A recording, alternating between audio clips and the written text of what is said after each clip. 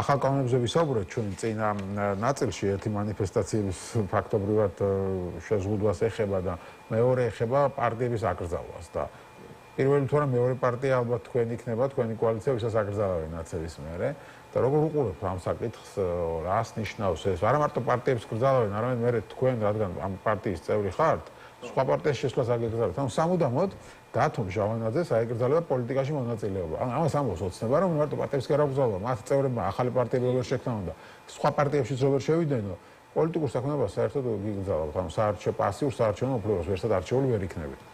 ხო, ამ გადმოსახედიდან არის რომ პირველს პასიურ საარჩევნო უფლებას გვართმევენ, ესე იგი არჩევნებში მონაწილეობა არ შეგვეძლება, პოლიტიკური პარტიის სახელით საერთოდ აქტიურობა და ლაპარაკი არ შეგვეძლება და ეს არის თავარი მსხავი ეფექტი, რაც ეხა ჩანს რომ ამ კანონს ექნება. ამას შეიძლება მოაყოლონ და რა ვიცი, შეიძლება უნივერსიტეტში ვეღარ ასწავლო, შეიძლება ქვეყნიდან ვეღარ გახვიდე, ანუ როგორ გაამკაცრებენ ეს ყველაფერი გამოჩნდება, მაგრამ ამ გადმოსახედიდან გულწრფელად რო გითხრათ, აი ამ კანონის შემოღება რომ დრამატულად რამე ცვლის თქო ჩვენთვის, ან რაღაცა ამით დავასრულებთ ხა პოლიტიკურ საქმიანობას და სახში წავალთ და იქიდან აღარ გამოვალთ ხო? მაგას ეგრე ნამდვილად არ ვხედავთ ხო? იმიტომ რომ არჩევნებში მონაწილეობა და პასიური საარჩევნო უფლებით სარგებლობა აქამდეც ფაქტობრივად შეზღუდული იყო, იმიტომ რომ არჩევნები აღარ ტარდება.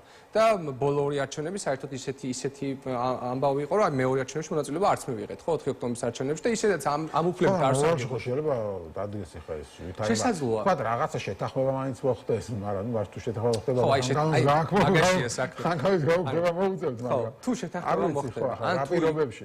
აი მარტში რო დანიშნოს ვადამდელი არჩევნები რა ხდება მე? ან თუ მარტში ან რა ვიცი გაზაფხულზე არჩევნებს დანიშნავს და ამ პირობებში ხა აკრძალული აქვს პოლიტიკური პარტიების უმეტესობა ეს პოლიტიკური ლიდერები ხო ჩვენი 4-ვე ლიდერი ციხეშიანი კამელია ელენე ხოშტარია სუყარა ეს ხალხი თუ ისევ ციხეში რჩება აქ რაღაც მედია დახურა და ეხა პირდაპირ დღეს ვენეციის კომისიამ დასკვნა გამოაქვეყნა რომ ეს ფარას კანონი მედიების კანონი და შეკრების კანონი ყველა გასაუქმებელია ხო პირდაპირ თქვენ რომ ამის არსებობა არ შეიძლება ქვეყანაში ამ კანონებსაც თუ ტოვებს კიდე ზემოდან პარტიებსაც გრძალავს და არჩევნებში მონაწილეობის უფლებას არ აძლევს და პატიმრებსაც ციხეში ტოვებს, ეგ არჩევნები როგორ იქნება? ანუ ეგ არჩევნები კიდევ უფრო უარესი იქნება, ვიდრე 4 ოქტომბრის არჩევნები იყო, ან მანამდე 26 ოქტომბრის საპარლამენტო არჩევნები იყო, ხო? ანუ ეგ არჩევნები ვერ იქნება.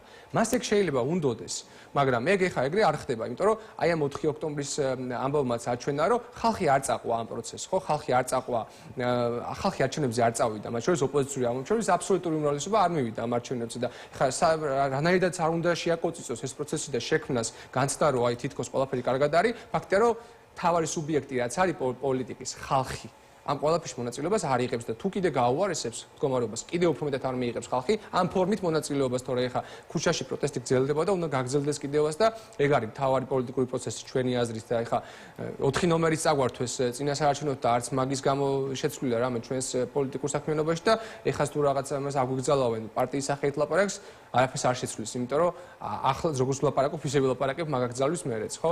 ამიტომ გასაგებია რომ მას აი ამ ბრუტალური კანონების შემოღებით უნდა რაღაც დემორალიზაციის განცდა და უნდა დაშინება როგორც პოლიტიკური აქტორების ასევე უბრალო მოქალაქეების, მაგრამ ხა ერთია რა კანონებს შემოიღებს და როგორი ხმაურიანია ეს და მეორე ამ ყველაფერს როგორ აღასრულებს და სადამდე მიიღოს ეს ყველაფერი თავად ივანიშვილის რეჟიმს, ხო? ხა აქამდეც ბევრი კანონი შემოიღო და ვერ აღასრულა ძალიან ბევრი, ხო? ფარადან დაწყებული, აი ამ რაღაც ჯარიმებით დამთავრებული ვერ აღასრულა რეალურად და ძალიან გაჭედილი არის რეალურად. კანონსაც ვერ აღასრულებს თქვენი აზრით? ანუ რთული არის, აი რა უნდა გააკეთოს, ხო? აი არჩევნებში მონაწილეობას რო გვიგზავნოს, ამ არჩევნებში მაინც არ მონაწილეობს და აი სხვას რას იზამს, რას გააკეთებს? სახლიდან გამოსვლას თუ ამიგზავნოს, ეგ კიდე სხვა ამბავი არის, ხა მაშინ ესე იგი მარტო მე კი არ უნდა საინტერესო არის ხო, ანუ პარტია გავხდავშო წარმოგიდგენთ შეიძლება მიიღეს ეს კანონი, ალბათ მიიღებენ, ხო? ხა იშვიათად ასრულებენ დაპირებებს, მაგრამ ამ დაპირებებს ალბათ ამ ნაწილში ხოჩაღებია. აი, იმიტომ რომ საკუთარ მომრჩეველს დაპირდნენ, რომ საპარლამენტო არჩევნებს მერე აკრძალავდნენ, მაგრამ ეს არ გააკეთეს. გადააგდეს ამ მომრჩეველი. უთხრეს, რომ ერთი წლის მერე აკრძალავთ ადგილობრივი არჩევნების მერეო. და ეხლა თუ მართლა აკრძალეს, ხო? ანუ სიტუაცია რა იქნება, რომ პარტია აღარ გექნებათ.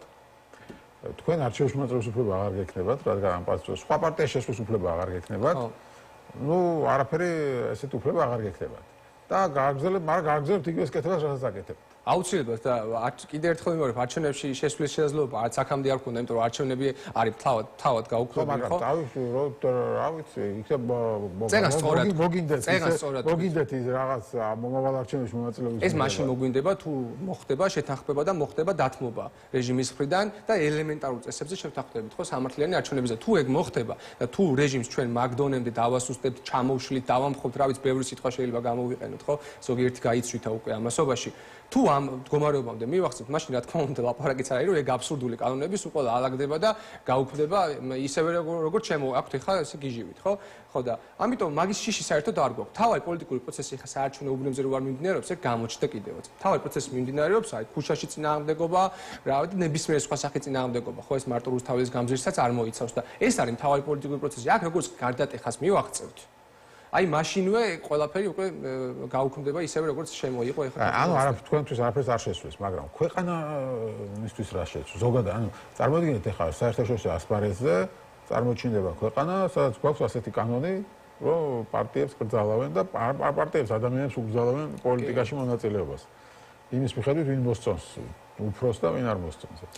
ნუ მანდი ივანიშვილის გაცვლა სავარაუდოდ ის არის, აი როგორც ბელარუსში ლუკაშენკომ გააკეთა, რომ ყველა და ყველაფერი მოასუფთავა და მე თითქოს იძულებული გახადა დასავლეთი რომ მასთან ელაპარაკათ. სავარაუდოდ ეს არის მიზანი ერთ-ერთი ივანიშვილის, ოღონდ ამ ლუკაშენკოსთანაც არ ელაპარაკობდა დასავლეთი ეგრე და არც ახლა ელაპარაკობს, მასთან რაღაც მცირე ისეთი ურთიერთობა არის, ხა რაღაც პატიმრები გამოაშვებინეს და რაღაც სამაგიეროდ რაღაც ლუკაშენკომ რაღაც მისცა ამერიკელებს, ნუ ეს მცირე ისეთი ფორმატი არის ურთიერთობის, ივანიშვილსაც გონია რომ ასეთ ფორმატში გადავა და იძულებულს გახდის რაღაც 400 მილიონიან ევროკავშირს და 350 მილიონიან ამერიკის შეერთებულ შტატებს, რომ მასთან დაჯდებიან და იძულებით დაელაპარაკებიან. ხო, ამის გათვლა აქვს მას, მაგრამ არ არის ეს ანალოგიური მდგომარეობა და არ არის ივანიშვილი ისეთი რესურსიანი დიქტატორი, რომელსაც ამის გაკეთება შეუძლია. ამას ისიც აჩვენებს, მათ შორის, რომ ამდენი ხანი ვერც ეს პროტესტი ჩაახშო, ვერც ეს რაღაცა სატელიტი პარტიები შეკრა და შექმნა და ვერც აი ახლა ეს მთელი გამკაცრება, რომ ქუჩაში დგომას გზავნოს ფაქტობრივად, მაგის ნიშანი არის, რომ ის არ გამოსდის რაც უნდა. და მე მგონია რომ არც გამოუვა. ხო და საგარეო იმიჯი რა თქმა უნდა დაზიანდება, მაგრამ უკვე დაზიანებული არის, ან კი რა შეცვლის. მართლა შეიძლება ჯობდეს რომ რა ვიცი, ბარემ ბოლომდე გამოაჩინოს თავის სახე და თუ ემანდ ვინმეს რამე ეჭვიეპარება დასავლეთში რომ აქ იქნება ივანიშვილთან და დალაპარაკება შეიძლება, ყველამ დაინახოს რომ ამასთან ლაპარაკი არ შეიძლება. ხო, ამას ჭირდება სანქციირება, რეპრესიები და შესაბამისი ზომების მიღება და ხო, ამიტომ დიდად არაფერს არ შეცვლის. საქართველოს უკვე ისედაც გამქრალი არის საერთაშორისო პოლიტიკიდან ივანიშვილის წყალობით ამ ეტაპზე, ისედაც დაზიანებულია ჩვენი იმიჯი, შეჩერებულია ევროინტეგრაცია, შეჩერებულია სტრატეგიული თანამშრომლობა ამერიკის შეერთებულ შტატებთან, ანუ ყველაფერი უკვე მომხდარი არის და ეხლა ეს ამას თუ გააკეთებს, ეს კიდევ ერთი ხილული გამოვლინება იქნება მისი არაადეკვატურობის, თორემ. ხო, კარგი, მაგრამ საქმიანობას ასევე გავაგრძელებთ, მაგრამ რა საქმიანობას გააგრძელებთ? რა საკეთებთ დღეს? დღეს ხართ დაგავებული. პარტია კოალიცია ცვლილებებისთვის რითი ხართ დაგავებული? დღეს ჩვენი მთავარი მიზანი არის, რომ საპროტესტო მოძრაობა და საპროტესტო მუხტი შენარჩუნდეს, გაგრძელდეს და ის აღმავალი გახდეს. ამას აქამდეც ასე ვამბობდით და შეიძლება ჩაკარგული იყო ეს უფრო მეტად აი სხვადასხვა ნარატივებში, ხო, ხან 4 ოქტომბრის დამხობის ნარატივში, ხან არჩევნებზე რაღაც ქალაქების გამოგლების ნარატივში შეიძლება ისე ხმაურინათ ეს არ ჟღერდა, მაგრამ საბოლოო ჯამში პროცესებმაც გამოაჩინა და ჩვენც დარწმუნებული ვართ მაგაში, რომ ეს არის ერთადერთი და სწორი გზა.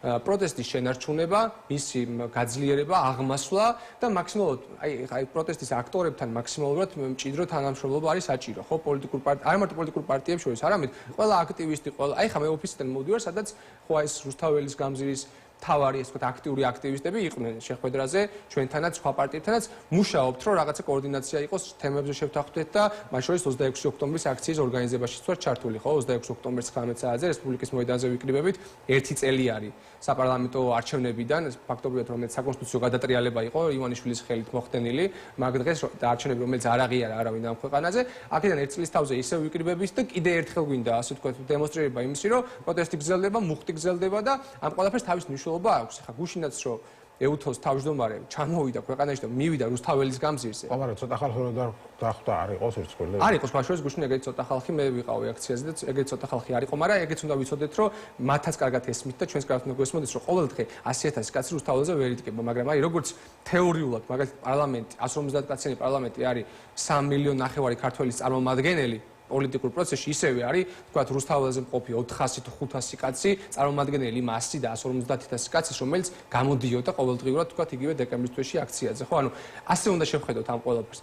ეგეთი მცირერიცხოვანი და უმნიშვნელო აქცია იყოს, აქამდე მართლა არ მოგვცემდნენ იმ გზის გადაკეტვის შესაძლებლობას, ხო, რასაც იქედნებიან კობახიძე და სხვები, რომ აი ეს უნდა დავასრულოთ, ეს უნდა დავასრულოთ. დაასრულოთ, რატო ვერ ასრულებდნენ? იმიტომ რომ იციან, რომ იქ როგორც კი რაღაც ფიზიკურად ჩაერევიან ამ ყველაფერში, 300 კაცი გახდება 30.000 კაცი. და ეს გვინახავ ჩვენ არაერთხელ და მათ შორის ხა ამ ეუთოს თავმჯდომარე და ფინანსის საგარეო მინისტრი ამავე დროს, ხო, რომელიც იყო მისული, მასაც კარგად ისმის ეს ყველაფერი და მნიშვნელობას კარგად აფასებენ რა ამ პროტესტის მნიშვნელობას. და ჩვენც უნდა შევაფასოთ ეს ყველაფერი. ნახეთ რომ მე ფინეთის საგარეო საქმეთა მინისტრთან ეუთოს თავმჯდომარესთან გაუქმა პრემიერმა თქვა რომ გავაუქმებო. სადაც შეხვედრავდა. ხა ფინეთის საგარეო საქმეთა მინისტრმა მე გავაუქმებო.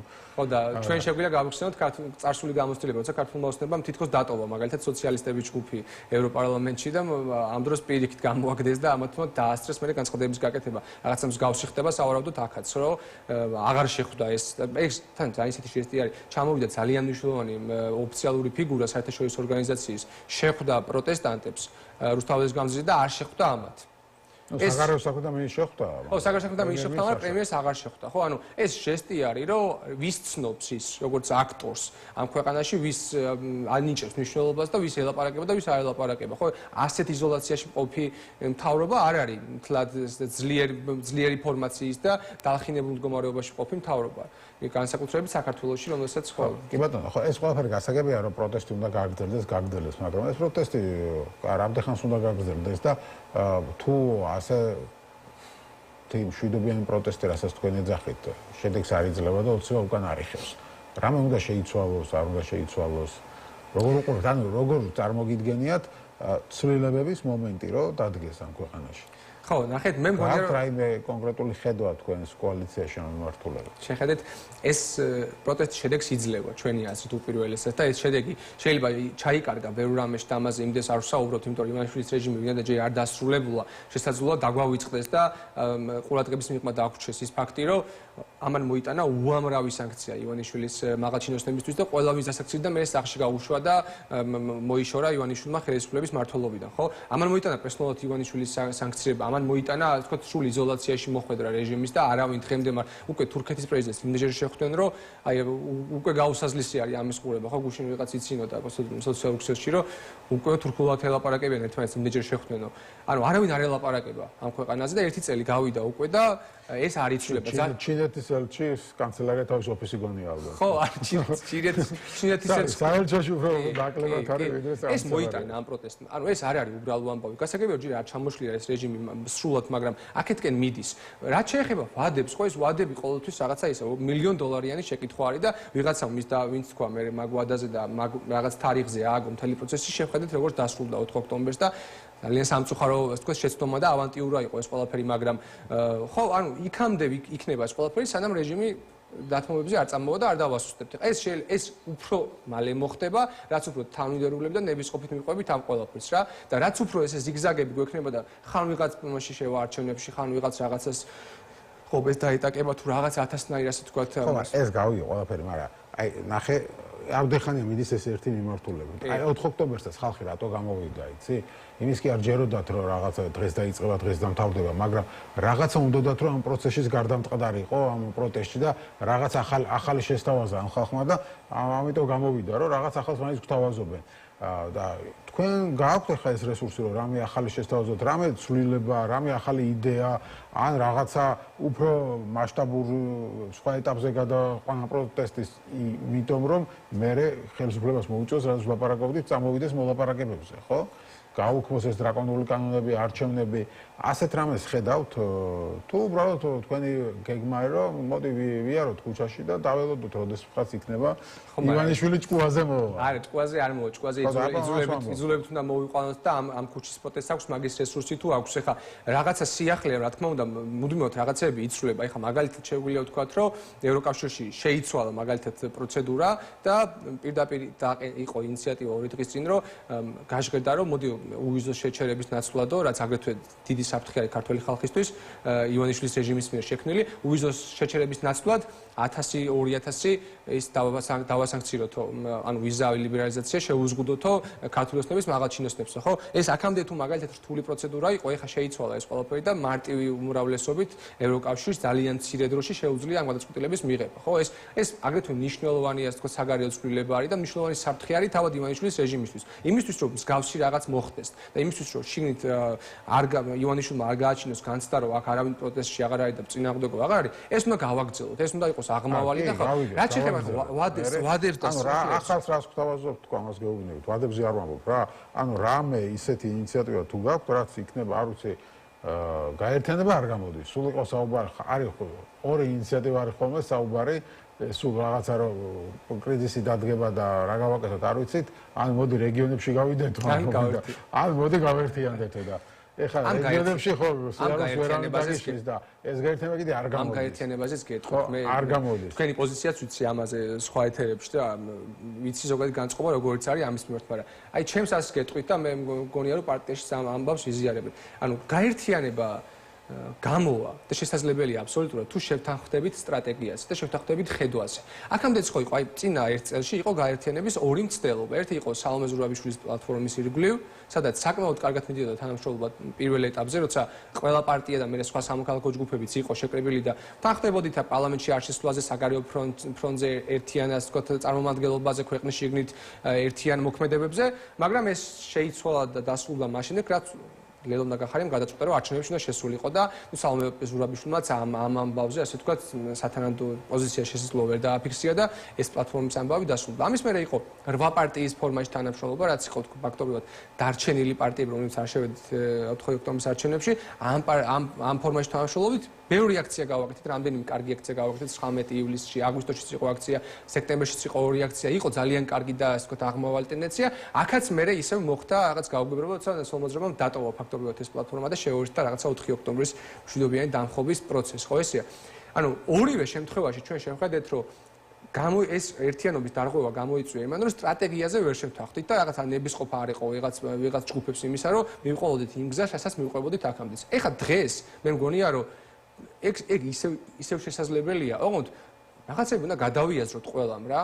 რატო არის შესაძლებელია ძალიან კარგად ეს პოლიტიკა. გახარიასთან ისო გაერთიანდნენ. ანუ თუ გახარიეთ და გახარია იძახის რომ არავისთან არ მინდა. თან თუ გაერთიანებთ ლელოსთან გახარიასთან რა გარანტია გაქვთ რომ ისო რაღაც სხვა გზით არ წავიდეთ. ხო და აი მაგაშია საქმე. როგორც ეხა სხვა გზით გარანტია არ გვაქვს, მაგრამ თუ კი ისინი თავის პასუხისმგებლობას აიღებენ იმაზე რა შეცდომას დაუშვეს. ზოგადად ჩვენ ის კი არა რაღაც ეგოს მოფხანა კი არ გვინდა და რაღაც პირადი სიამოვნების მიღება. ჩვენ გვინდა რომ შევთანხმდეთ მართლა რომ რა არის სტრატეგია. სტრატეგია ეს არის ჩვენი. რაც ვფიქრობ თუ ყველაზე ეფექტურია. მშვიდობიანი, უწყვეტი, განგრძობადი და აღმავალი პროტესტი. გავიგე რომ ამას არ აქვს რაღაცა ისეთი ვადები, როგორც ის არის შედეგი. ხო, მყისიერი შედეგი არ აქვს, მაგრამ ამაზე მოკლე გზა არ არსებობს. ანუ რაღაც მოჩქარეს მოუგვიანდეს არ უნდა დაგვემართოს. ეს არის ყველაზე ეფექტური, ყველაზე სწრაფი და ყველაზე ისეთი თავის ტკივილი ივანიშვილისთვის. ეს აჩვენა კიდევაც. გავიგე რომ 10 თვე გავიდა, 11 თვე გავიდა, მაგრამ მართლა ის არის, ანუ ამ ყველაფერს თუ თავი ეკი არა, რო არ შესულიყო ლელო და გახარია იმ არჩევნებში. მე მგონია რომ აი 4 ოქტომბერსაც კი უკვე გაცილებით უფრო წინ ვიქნებოდით ივანიშვილის დაზიანების პროცესში ვიდრე აქამდე ვიყავით. ხო, იმიტომ რომ ჯერ ამ პროცესშიც კი ისინი მარჩენებზე ის სიცხები ვერ მიიღო, რაც უნდა და ფაქტობრივად ხალხმა თქვენ გბრალდება ეგ კიდე აბსურდია ჩვენას გბრალდება. ვეუბნებოდით რომ არ შეხვიდეთ, ყველა თავის კვლევა ეუბნებოდა ლელოს და გახარიას რომ მათივე ხალხი არ აპირებდა მათთვის ხმის მიწემას და მაინც შევიდნენ და ის მიიღეს რაც მიიღეს და ჩვენ რაშუაში ვართ. ქართული ხალხის განწყობა იყო ასეთი, ქართული ხალხს უნდა მოусმინო, მაგათ ავიწყდებათ ხოლმე ივანიშვილსაც და აი ამ პარტიებსაც ავიწყდებათ, რომ პოლიტიკის მთავარი სუბიექტი ხალხი არის და ხალხს უნდა მოусმინო.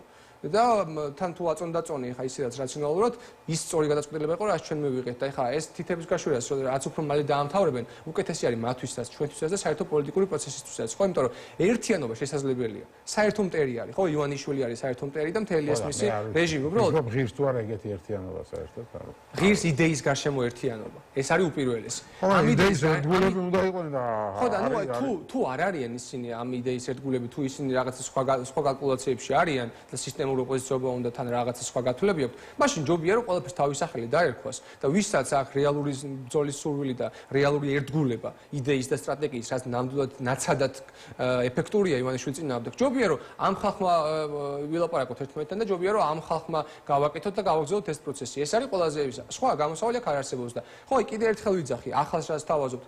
ხო, ეგა რეალურად ეს ახალი კარგად დავიწყებული ძველია რაღაცნაირად და ჩაიკარგა ეს ბევრ რამეში და ბევრ დაპირებაში ბოლო პერიოდში, მაგრამ ეს არის ყველაზე ეფექტური. რამე რაღაც ახალს ვერ მოვიგონებთ. ხა შესაძლოა რაღაც დროს ყოფილიყო ქუჩაში უშუალო რაღაც ფიზიკური შეტაკება უფრო ეფექტური რეჟიმის წინააღმდეგ. შეიძლება პაშინიანმა სხვანაირად გააკეთა, შეიძლება ვარდების რევოლუციის დროს სხვანაირად მოხდა, მაგრამ დღევანდელ დღეს 2024-25 წელს ივანიშვილის წინააღმდეგ, ასე ვთქვათ, ბრძოლის ბევრი მექანიზმი რომ დაიტესტა, მასწავლებლის არჩევნები თუ რა ვიცი, დამხობები თუ რაღაცა გამოჩნდა, რომ ეს არის ყველაზე ეფექტური, მშვიდობიანი, განგრძობადი და ხალხმრავალი პროტესტი. მადლობა დიდი, დავით ჟავანაძე, კოალიციას ცვლილებებისთვის ერთ-ერთი წევრი იყო ჩვენი სტუმარი.